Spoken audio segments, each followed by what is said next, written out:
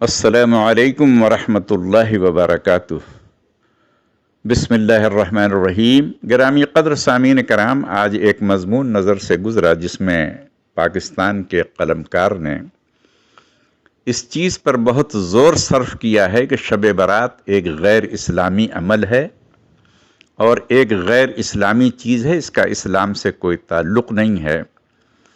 اور اس باب میں جو دلیلیں دی ہیں اس میں سب سے بڑی ان کی دلیل یہ ہے کہ اس کا نام ہی غیر اسلامی ہے، کیونکہ شب برات نام کی کوئی چیز حدیث کی کتابوں میں نہیں پائی جاتی۔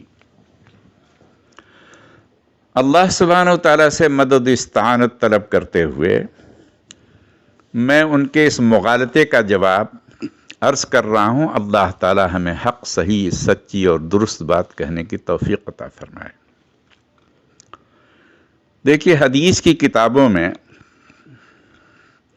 شب برات کا ذکر موجود ہے، مختلف کتابیں ہیں اور بہت ساری احادیث بھی ہیں، اور یہ بات صحیح ہے کہ وہاں اس کا نام شب برات نہیں ہے، کیونکہ شب جو ہے وہ فارسی اور اردو زبان کا لفظ ہے۔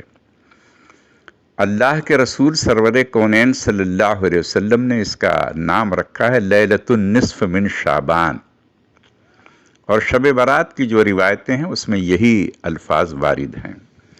تو اللہ کے رسول نے اس کا نام رکھا ہے لیلۃ النصف من شعبان۔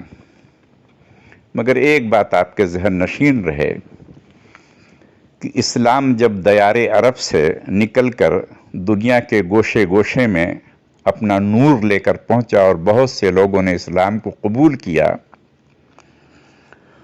تو ان نو مسلموں نے اپنی سہولت کے لیے اور اپنے علم کے لیے اسلامی چیزوں میں بہت سی چیزوں کے نام اپنے زبان میں رکھ لیے۔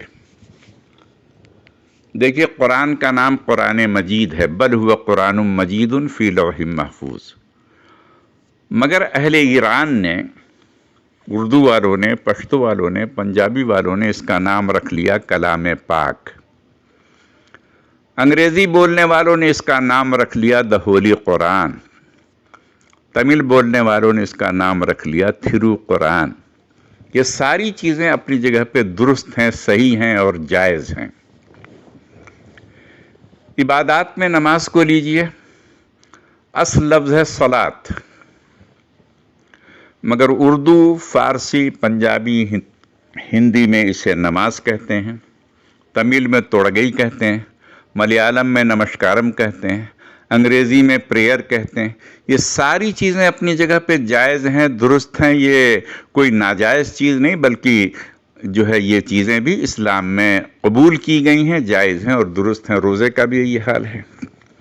روزے کو انگریزی زبان میں فاسٹنگ کہتے ہیں، اردو میں روزہ کہتے ہیں، تمل میں نومبو کہتے ہیں، عربی میں صوم کہتے ہیں۔ یہ ساری چیزیں اپنی جگہ پہ جائز اور درست ہیں۔ اور آگے چلیے، عربی لفظ میں نبی اور رسول کہا جاتا ہے، یہ عربی کے الفاظ ہیں، مگر اردو میں، پنجابی میں، پشتو میں، فارسی میں اسی کو پیغمبر کہا جاتا ہے، کہا بھی جاتا ہے، بولا بھی جاتا ہے، لکھا بھی جاتا ہے۔ یہ ساری چیزیں اپنی جگہ پہ جائز ہیں۔ جو پیغمبر ہے، وہ نبی ہے، رسول ہے، اسے کچھ بھی کہیے، سب چیز اپنی جگہ پہ جائز اور درست ہے۔ اسلام میں ایک چیز اور سمجھیے کہ بعض چیزوں کی صفت کی وجہ سے اس کا نام رکھا گیا، جیسے کلام پاک ہے، پاک کلام اللہ کا ہے، اسی لیے اسے کلام پاک کہتے ہیں۔ حضرت علی رضی اللہ تعالیٰ عنہ کا نام ان کی بہادری، ہمت، شجاعت کی وجہ سے اسد رکھا گیا، اسد اللہ۔ اب یہ اسد کا مطلب یہ نہیں کہ ان کو جو ہے کوئی نام، بس ایک صفت کی وجہ سے یہ نام رکھا گیا۔ ابو بکر میں صدیقیت کا غلبہ تھا، آپ کو صدیق کہا گیا۔ ایک صحابی کا نام ابو ہریرہ، حالانکہ ان کا اصلی نام کچھ اور ہے، مگر انہیں ابو ہریرہ کہا جاتا ہے کیونکہ وہ بلیاں پالتے تھے، اور یہ نام رسول اکرم صلی اللہ علیہ وسلم کے زمانے میں بھی موجود تھا، اور اللہ کے رسول نے اسے قبول بھی کیا، اسی نام سے انہیں بلایا بھی ہے۔ تو کسی چیز کی صفت کی وجہ سے اگر کسی چیز کا نام کچھ اور بدل دیا جاتا ہے تو اسلام میں وہ کوئی ناجائز نہیں، بلکہ اس کی دلیل تو سرکار دو عالم صلی اللہ علیہ وسلم کے زمانے میں بھی موجود رہی۔